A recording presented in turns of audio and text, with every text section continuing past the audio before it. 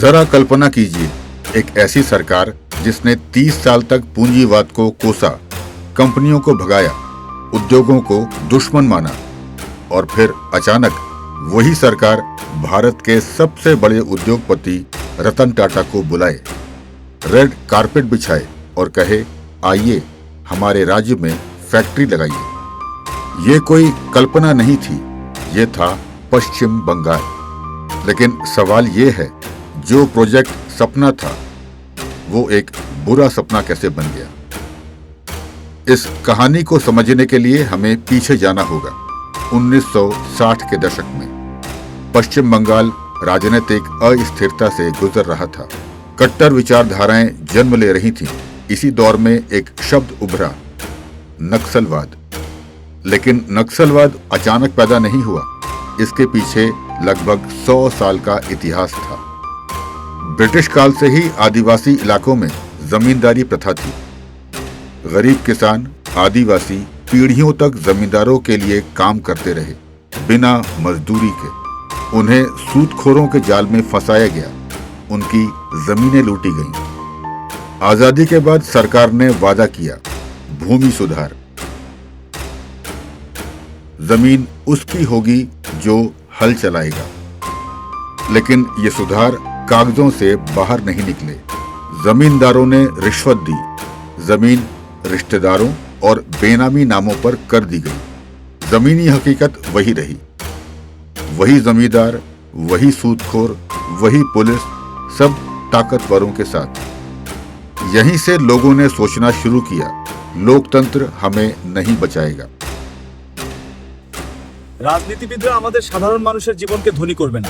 হ্যাঁ, তারা শুধু নিজেদের জন্যই কাজ করে। नक्सलियों के अनुसार चुनाव, सरकारें सब एक धोखा है। गरीब वोट देता है, सरकार बदलती है, लेकिन उनकी जिंदगी नहीं बदलती। चारू मजुमदार जैसे नेताओं ने कहा, अगर सिस्टम के अंदर रहकर लड़ेंगे तो कभी नहीं जीतेंगे, सिस्टम को ही तोड़ना होगा। ताकत चुनाव से नहीं, बंदूक से आती है। यहीं से कम्युनिज्म दो हिस्सों में बंट गया। एक तरफ CPIM और वाम मोर्चा जो लोकतंत्र में विश्वास करते थे, दूसरी तरफ नक्सली जो सशस्त्र संघर्ष पर उतरे। ये लड़ाई आदिवासियों के अधिकारों से शुरू हुई थी, पानी, जमीन, जंगल। लेकिन जैसे ही हिंसा आई, विचारधारा पीछे छूट गई और हाथ में बचा सिर्फ बंदूक।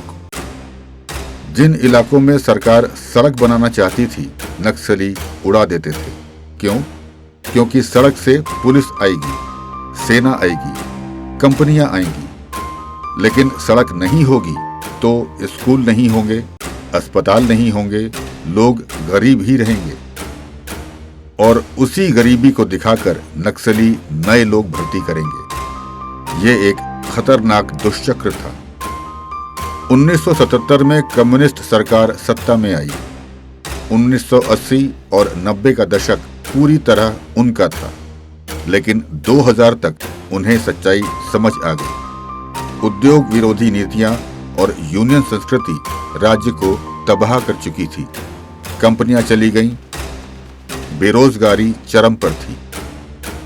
तब उन्होंने स्वीकार किया, जिस पूंजीवाद को 30 साल कोसा, वही अब बंगाल को बचा सकता है। 2006 रतन टाटा ने टाटा नैनो की घोषणा की, एक कार जो आम आदमी खरीद सके। हर राज्य इस प्रोजेक्ट के पीछे था, लेकिन बंगाल जीत गया। फैक्ट्री सिंगूर, लोग खुश थे। 30 साल बाद उद्योग लौट रहा था। सरकार ने 1000 एकड़ उपजाऊ जमीन किसानों से ले ली। कुछ ने मुआवजा ले लिया और कुछ ने मना कर दिया। और तभी आंदोलन शुरू हुआ। इस आंदोलन का नेतृत्व किया ममता बनर्जी ने। और दिलचस्प बात यह थी, उन्होंने वही तरीका अपनाया जो कभी कम्युनिस्टों ने अपनाया था। फैक्ट्री घेर ली गई, मजदूरों को रोका गया, हाईवे जाम कर दिए गए। ये धरना नहीं था, ये फैक्ट्री को बंद करना था। नक्सली तत्वों ने इसे पूरा वैचारिक समर्थन दिया। और इसे गरीब बनाम पूंजीपति बना दिया। कम्युनिस्ट सरकार पर गद्दारी का आरोप लगाया। 2008 में रतन टाटा ने कोलकाता में कहा, अगर कोई मेरे सिर पर बंदूक रखकर मुझसे काम करवाना चाहता है तो ऐसे में मैं काम नहीं कर सकता। और उसी दिन टाटा मोटर्स ने बंगाल छोड़ दिया। 90% फैक्ट्री तैयार थी, फिर भी छोड़ दिया और फैक्ट्री चली गई गुजरात। 30 साल की हिंसा, यूनियन संस्कृति और विचारधारा आखिरकार कम्युनिस्टों के पतन का कारण बनी। 2011 में वाम मोर्चा सत्ता से बाहर हो गया। ये कहानी सिर्फ बंगाल की नहीं, ये चेतावनी है। जब विचारधारा जमीन से कट जाती है तो विकास भी राज्य छोड़ देता है।